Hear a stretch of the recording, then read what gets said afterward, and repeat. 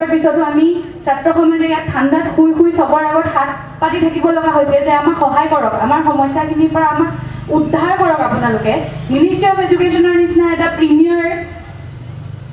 এটা institution, department of higher education বুলি বেনাৰৰ তলত এটা এণ্টি কৰাপশ্যন, আমি আমাৰ দেশৰ কাৰণে, দেশৰ অগ্ৰগতিৰ কাৰণে কাম কৰা এটা মিনিষ্ট্ৰী বুলি নিজকে ডাঠি কৈ পেলাই যদি এনেকুৱা ধৰণৰ আমি ব্যৱহাৰ আচৰণ দেখিবলৈ পাওঁ, আমি কাৰ আগত আমাৰ সমস্যাৰ কথা ক'বলৈ যাম? Who shall we request, who do we plead next? ভিজিটৰিয়েল লেভেলৰ এনকুৱাৰী এখন কৰিম বুলি সৌম্যা গুপ্তাই আমাক বোলে ভাৰ্বেল এছুৰেঞ্চ দি থৈ গৈছে, তাৰতো একো অফিচিয়েল এতিয়ালৈকে লেটাৰ এখন আমাৰ হাতত আহি নপৰিল। আচলতে department of education, ministry of higher education Shambhunath নিচিনা মানুহবিলাকক প্ৰটেক্ট কৰিবলৈকে আছে নেকি আমাৰ দেশত? ষ্টুডেণ্টৰ হকে মাত মাতিবলৈ আছে নে এনেকুৱা কৰাপ্ট মানুহবিলাকক যাতে তেওঁলোকে সহজতে আঁতৰাই পঠাব পাৰে একো দুখ দাই নলগাকৈ, সেইটোৰ কাৰণে আছে নেকি ministry of education? We want a strict action, a strict response from the Ministry of Education as soon as possible because our time has value. দেশৰ পলিটিক্স বিউৰক্ৰেচি দেখি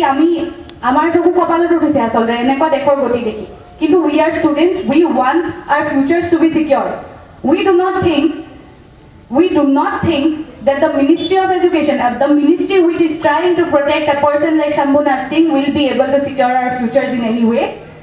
But since we are under a system, we want them to give a response. Jodi teoloke directly amak etu koi diok lagile ami nokoru tumalokor hoy. We are not for the students, we are for the people who are at the top of this corrupt system. Ami tumalokor karone ami nai, ami Shambhunath Singhor nisina manuhor karone asu boli lagile amak koi diok, kintu amak resolution diok.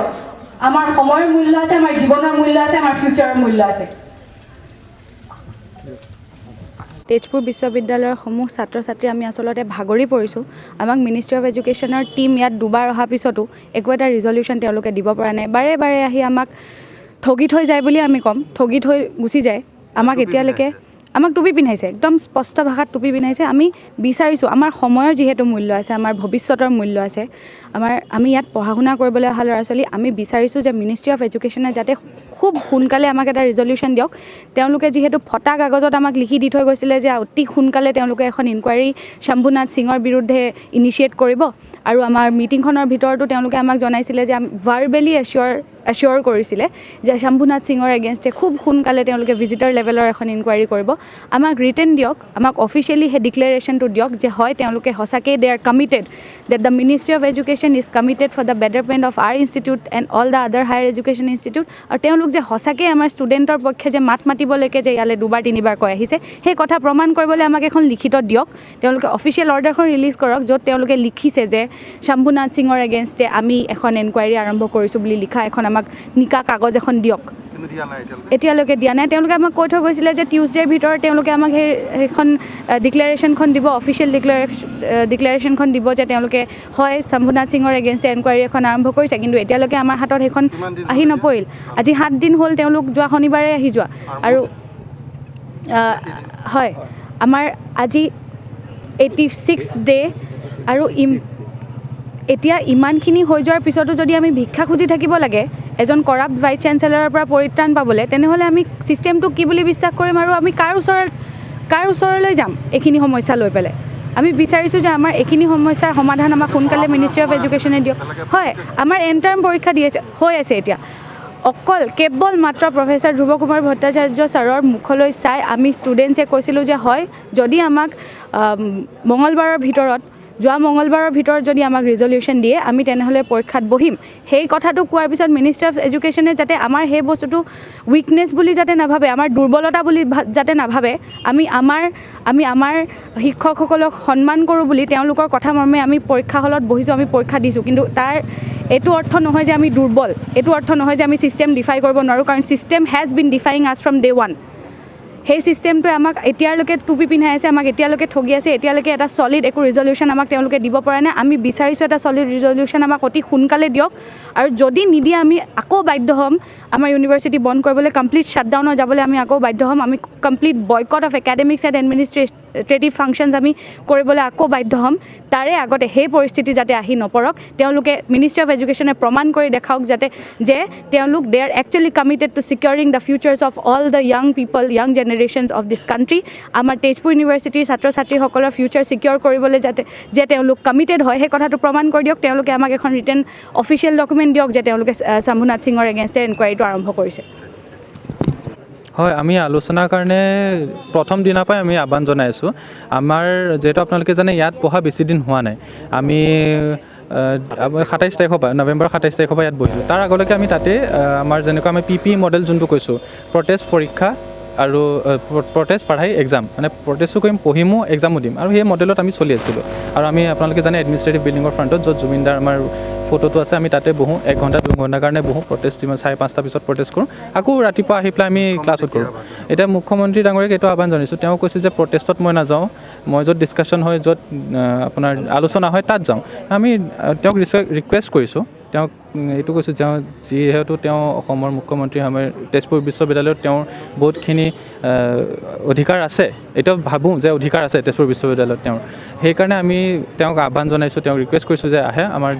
ইউনিভাৰ্চিটিলৈ আহক বিশ্ববিদ্যালয়লৈ আহক তেওঁ আহি আমাৰ লগত ডিছকাশ্যনত বহে আলোচনাত বহক আৰু হয় আমি যাব পাৰোঁ যদি আমাক টাইমটো দিয়ে আমি বহুত চেষ্টা কৰিছোঁ আমি যেনেকৈ আমি আগতেই ক'লোঁ যে এবাৰ কিবাকৈ 5 মিনিট আমি পালোঁ কিবাকৈ 5 মিনিট হ'ল 5 মিনিটত ইমান ডাঙৰ এটা আলোচনা নহয় এই আলোচনাত কমচে কম 1 ঘণ্টা 2 ঘণ্টা লাগে আৰু এটা ৰেজুলিউশ্যনো লাগিব এনেকুৱা নহয় যে আমি আলোচনা কৰিলোঁ গুচি আহিলোঁ কিবা এটা তেওঁ যদি লিখিতভাৱে কয় যে হয় মই মুখ্যমন্ত্ৰী হৈ মই বিশ্ববিদ্যালয়ৰ কাৰণে মাত মাতিম বা এই বিশ্ববিদ্যালয়ৰ উন্নতিৰ কাৰণে মই আগবাঢ়ি আহিম কাৰণ এইখন বিশ্ববিদ্যালয় অসম আন্দোলনৰ ফলশ্ৰুতিত আহিছে হয় আলোচনাটো লাগে আমি চবকে বিচাৰিছোঁ চব মানে অকল মুখ্যমন্ত্ৰী বুলি নহয় আমি ৰাজ্যপাল ডাঙৰীয়াকো কৈছোঁ যে আলোচনা আমাৰ লাগে আপোনালোকে ইয়াত আহক বা আমাক মাতক আমি যাবলৈ সাজু হৈ আছোঁ আলোচনাটো কৰি কিবা কাৰণে এই বস্তুটো বহুত অতি শীঘ্ৰে আমি বিচাৰিছোঁ যে এই শম্ভুনাথ সিং নিচিনা দানৱ এটা এই বিশ্ববিদ্যালয়ৰ পৰা আঁতৰিব লাগে আৰু বিশ্ববিদ্যালয়খন নিকা হ'ব লাগে বিশ্ববিদ্যালয়খন ভালকৈ চলিব লাগে যাতে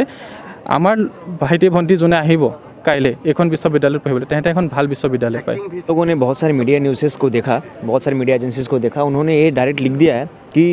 जो वाइस चांसलर शंभुनाथ सिंह हैं उनको हटा दिया गया है और उसके जगह पर तेजपुर यूनिवर्सिटी में एक नया एक्टिंग वाइस चांसलर लिया गया है लेकिन वैसा कुछ नहीं है सिचुएशन ऐसा है कि मिनिस्टर ऑफ एजुकेशन ने कुछ क्लेरिफाई ही नहीं किया उस दिन मीटिंग में उन्होंने ये बोला था कि legally vice chancellor Shambhunath Singh ही है लेकिन उन्होंने ये भी अपोज किया था कि जो हम लोगों ने एक्टिव वाइस चांसलर बनाया है वो भी लीगली करेक्ट नहीं है तब उन्होंने उनसे सवाल पूछा कि अगर वो लीगली करेक्ट नहीं है तो आप उसको अपोज करिए और उसके रिगार्डिंग कुछ डॉक्यूमेंट दिखाए तब उन्होंने वो भी डॉक्यूमेंट नहीं दिखाया तो इस प्रकार ऐसा है कि उन्होंने वर्बली बोल कर गया है कि अभी जो आपने एक्टिव वाइस चांसलर उनको रहने दीजिए और जो आपका जो पहले के वाइस चांसलर हैं प्रोफेसर शंभुनाथ सिंह वो अभी तक के लिए कुछ कार्य नहीं करेंगे तो लेकिन ये कुछ मीडिया नैरेटिव ऐसे चल रहे हैं कि उसको हटा दिया गया है और उसके ऊपर इंक्वायरी वगैरह कुछ चल रहा है लेकिन हमें तक अभी कुछ भी क्लैरिफिकेशन नहीं मिला है कि मिनिस्ट्री ऑफ एजुकेशन ने क्या स्टेप लिया उस चीज़ के लेकर के शंभुनाथ सिंह को एक्चुअली हटा दिया है या फिर उसके अगेंस्ट कोई इंक्वायरी बैठा है वो हमारे पास कुछ भी रिटर्न में नहीं आया है तो ये मैं बहुत क्लियर करना चाहता हूँ मीडिया न्यूज़ को कि आप ये मत बताइए कि शंभुनाथ हमारे यहाँ से हट गया है वो लीगली मिनिस्टर ऑफ एजुकेशन उसको बचा रही है और उस पर्सन को अगेंस्ट कोई भी करप्शन से या फिर उसके एलिगेशंस को प्रूव नहीं किया अभी तक जो हम सब बहुत सारे एलिगेशंस लगा जो कोई भी प्रूव नहीं किया है जी ऐसा प्रतीत होता है कि एक प्रोफेसर शंभुनाथ सिंह हमारे यहाँ के 5,000-6,000 जितने भी लोग हैं उससे बड़ा हो गया है मिनिस्ट्री ऑफ एजुकेशन और हमारे सरकार को ऐसा लगता है कि वो आदमी इस 6,000 लोगों की ज़िंदगी से बहुत बड़ा है केवल एक मनुष्य का ज़िंदगी हमारे 6,000 लोगों से ज़्यादा बड़ा है इसलिए उस करप्ट आदमी को बार बार बचाने की कोशिश की जा रही है और हम अगर लीगली उसके चैलेंज कर रहे हैं उस चीज़ को तो वो लोग हमारी बातों को इधर उधर गोल गोल घुमा रहे हैं और उसके अगेंस्ट कोई भी इंक्वायरी अभी तक बैठाया नहीं गया है अगर बैठाया भी गया है तो हमें नहीं पता क्योंकि हमारे पास कोई लीगल डॉक्यूमेंट नहीं प्रोवाइड किया गया